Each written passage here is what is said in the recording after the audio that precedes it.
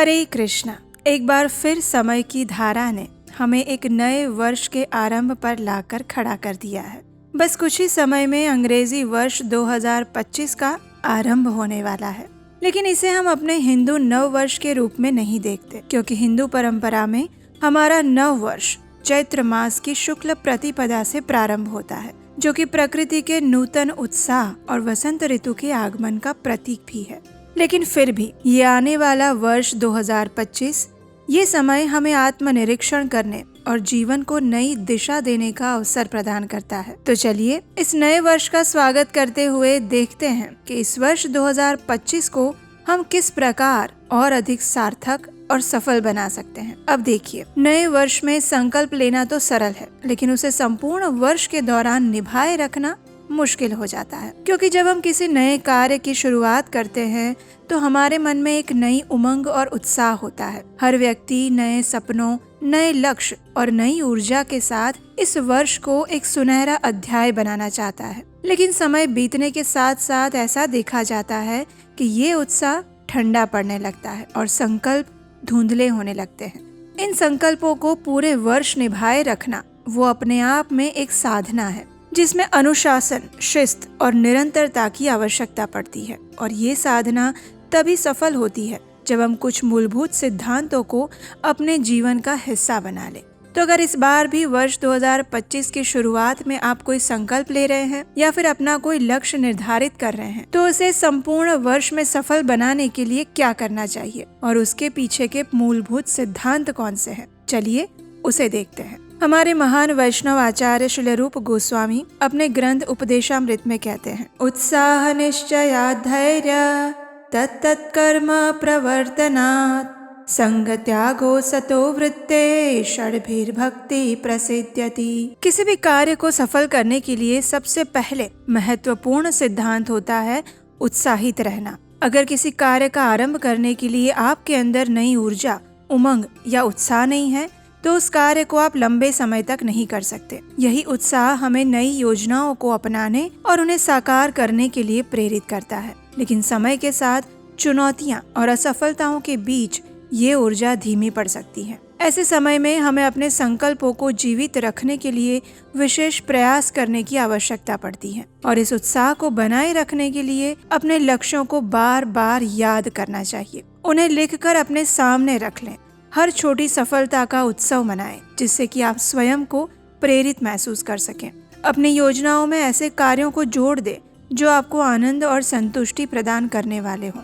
हमारे शास्त्रों में महाराज दिलीप का एक श्रेष्ठ उदाहरण उत्साह का प्रतीक है। जब उन्हें ऋषियों ने कामधेनु गाय की सेवा का कार्य सौंपा था, तो उन्होंने इस पूरे जोश और समर्पण के साथ किया। वे हर दिन पूरी निष्ठा से गाय की रक्षा और सेवा करते थे। एक दिन जब गाय पर एक शेर ने हमला किया, तो महाराज स्वयं को उसके आगे प्रस्तुत कर देते हैं। उनका ये अदम्य उत्साह और समर्पण ही था जिसने कामधेनु गाय को प्रसन्न किया और उनकी सेवा का फल उन्हें जीवन में महान उपलब्धियों के रूप में प्राप्त हुआ था। ये कथा हमें सिखाती है कि यदि हम अपने कार्य में उत्साह और निष्ठा बनाए रखते हैं, तो जीवन की कठिनाइयां भी हमें रोक नहीं सकती और उत्साह से भरा हृदय ही सच्चे प्रयासों का आधार होता है। दूसरा महत्वपूर्ण सिद्धांत है दृढ़ निश्चय। दृढ़ता हमारे संकल्पों की रीढ़ होती है। ये वही शक्ति है जो हमें विपरीत परिस्थितियों में भी अपने लक्ष्य पर टिके रहने का सामर्थ्य देती है।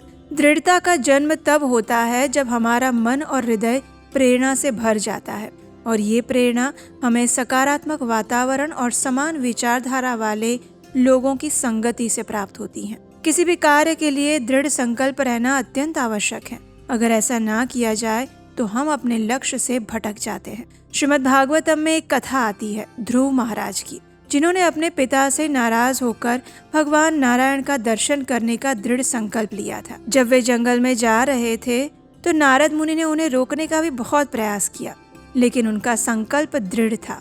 उन्होंने कठोर तपस्या की, जंगल में अकेले रहकर भगवान के नाम का स्मरण किया, जप किया, कठिन परिस्थितियों का सामना किया और उनकी दृढ़ता तथा तपस्या के फल स्वरूप भगवान विष्णु ने उन्हें दर्शन दिए और उन्हें अद्वितीय ध्रुव लोक का वरदान दिया। ये कथा सिखाती है कि दृढ़ संकल्प और अटूट भक्ति से असंभव भी संभव हो सकता है। तीसरा महत्वपूर्ण सिद्धांत है धैर्य। सफलता एक दिन में नहीं मिलती, हमें धैर्य पूर्वक अपने संकल्पों पर कार्य करते रहना चाहिए। शास्त्रों में कहा गया है, एक एक बूंद से घड़ा भरता है। इसी प्रकार हमारे छोटे छोटे प्रयास भी बड़े परिणाम ला सकते हैं, बस हमें धैर्य बनाकर रखना है। रामायण में हम देखते हैं कि शबरी अपने गुरु के वचनों पर विश्वास करके आजीवन पूर्ण धैर्य के साथ अपने प्रभु श्री राम की प्रतीक्षा करती है और अंत में भगवान राम की विशेष कृपा उसे प्राप्त होती है।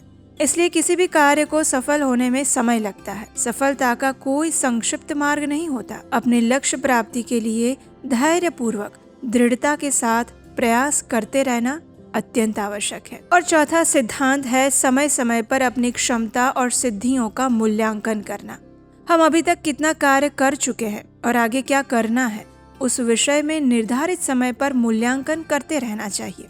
कोई भी कार्य बिना मूल्यांकन के पूर्ण नहीं हो सकता। हमें समय समय पर ये देखना चाहिए कि हमारे द्वारा तय किए गए लक्ष्य कहाँ तक पहुँचे हैं।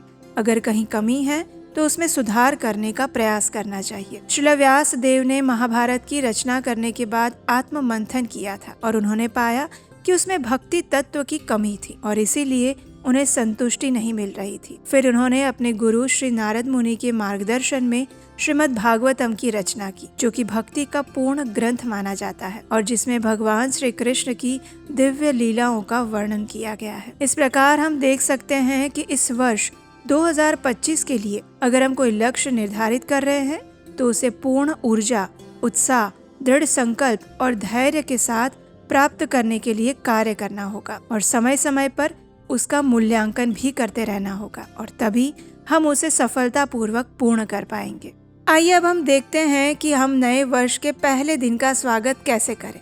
वर्तमान समय में देखा जाता है नए वर्ष के नाम पर लोग पार्टीज करते हैं, देर रात तक जागते हैं, नशा करते हैं और फिर अगले दिन जो वास्तव में नए साल का पहला दिन होता है उस दिन सुबह देर तक सोते रहते हैं और इस प्रकार नए साल के पहले दिन का स्वागत आलस्य, निद्रा, नशा और बीमारी के साथ करते हैं। ये वास्तव में नए साल का स्वागत करने की रीत कभी नहीं हो सकती। हमारी संस्कृति में किसी भी नए दिन की शुरुआत प्रातः काल से होती है और उसी ब्रह्म मुहूर्त से हमें अपने किसी नए कार्य का आरंभ करना चाहिए। तो इस बार आप नए साल के पहले दिन प्रातः ब्रह्म मुहूर्त में उठकर अपने घर के आसपास अगर कोई मंदिर या इस्कॉन मंदिर है तो वहां जाकर प्रातः 4:30 बजे होने वाली मंगला आरती में हिस्सा ले सकते हैं। वर्ष 2025 के पहले दिन का स्वागत भगवान की प्रार्थना से ही करना चाहिए। अगर नहीं है तो प्रातः काल में भगवान के दर्शन करने के लिए जा सकते हैं। इस दिन आप किसी गौशाला में जाकर गाय की सेवा कर सकते हैं, तुलसी देवी की सेवा कर सकते हैं, वैष्णवों की सेवा कर सकते हैं। अगर आप विद्यार्थी हैं तो आप अपनी पढ़ाई के लिए प्रातः काल का समय निर्धारित कर सकते हैं जब आप अपने किसी विषय का आरंभ करें। अपने व्यवसाय के लिए कोई नई योजना बनाकर उस पर कार्य करना आरंभ कर सकते हैं। प्रतिदिन हरे कृष्ण महामंत्र की कम से कम 2, 4, 8 या 16 माला करने का संकल्प ले सकते हैं और इस दिन से प्रातः काल से आरंभ कर सकते हैं। किसी भी धार्मिक ग्रंथ का अध्ययन करना आरंभ कर सकते हैं, जैसे कि भगवद गीता, श्रीमद् भागवतम इत्यादि। ये संकल्प लेना चाहिए कि मैं प्रतिदिन भगवद गीता का कम से कम एक श्लोक अवश्य पढ़ूंगी। आप संपूर्ण वर्ष में अपना कोई एक लक्ष्य निर्धारित करके उसे सफल बनाने की योजना बना सकते हैं और उसकी शुरुआत इस दिन से कर सकते हैं। भौतिक शिक्षा सफलता के साथ साथ इस नए वर्ष में अपनी आध्यात्मिक प्रगति के लिए भी कोई योजना अवश्य बनानी चाहिए, क्योंकि जीवन का अंतिम लक्ष्य भक्ति पथ पर अग्रसर होना है और परम भगवान श्री कृष्ण की भक्तिमय सेवा प्राप्त करना है। इसलिए इस पर भी हमें विशेष रूप से ध्यान केंद्रित अवश्य करना चाहिए। नव वर्ष 2025 एक नई शुरुआत का अवसर है। भले ही ये हमारे हिंदू नव वर्ष का आरंभ नहीं है और इसे हम नए वर्ष के रूप में बिल्कुल नहीं मनाते, लेकिन आत्मनिरीक्षण, योजनाएं बनाना और प्रगति के लिए ये एक उत्कृष्ट समय हो सकता है। अपने संकल्पों को पूरा करने के लिए उत्साह, दृढ़ता, धैर्य और समय पर मूल्यांकन का पालन करते हुए और इस वर्ष 2025 को अपनी भौतिक और आध्यात्मिक सफलता के लिए समर्पित करें। यही आज का संदेश है। तो ये था वर्ष 2025 को सफल बनाने का सरल सूत्र। आज का ये वीडियो कैसा लगा यह हमें नीचे कमेंट बॉक्स में लिखकर बताइएगा और इस वर्ष 2025 में आप कौन सा संकल्प लेने वाले हैं, ये भी हमें नीचे कमेंट बॉक्स में लिखकर हमारे साथ साझा कीजिएगा। हमें आपके प्रतिभाव पढ़ना अच्छा लगता है। हम प्रयास करते हैं कि उनमें से अधिकतर लोगों के जवाब दे सके, लेकिन आपके विचार हमें कमेंट्स और आपके लाइक्स के माध्यम से ही मिलते हैं। तो नीचे कमेंट करिए और इस वीडियो को अगर अच्छा लगा है तो उसे लाइक कीजिए। अपने मित्रों और परिवारजनों को शेयर कर सकते हैं। और इस आने वाले वर्ष 2025 में हम आपके लिए बहुत सारी पुराणों से, शास्त्रों से और वैदिक ग्रंथों से अनेक पौराणिक कथाएं और महत्वपूर्ण जानकारियां लेकर आने वाले हैं। भगवान की ऐसी अनेक दिव्य कथाएं आपकी वर्ष 2025 में प्रतीक्षा कर रही है, लेकिन उसे सुनने के लिए, देखने के लिए, प्राप्त करने के लिए आपको इस चैनल को सब्सक्राइब करना पड़ेगा, बेल आइकन दबाकर नोटिफिकेशन ऑन करना पड़ेगा और तभी आप उसे प्राप्त कर पाएंगे। तो हम आशा रखते हैं कि आपका आने वाला वर्ष 2025 मंगलमय हो, सुखप्रद हो, स्वास्थ्यवर्धक हो और भगवान श्री कृष्ण की भक्ति से सराबोर हो। हरे कृष्णा।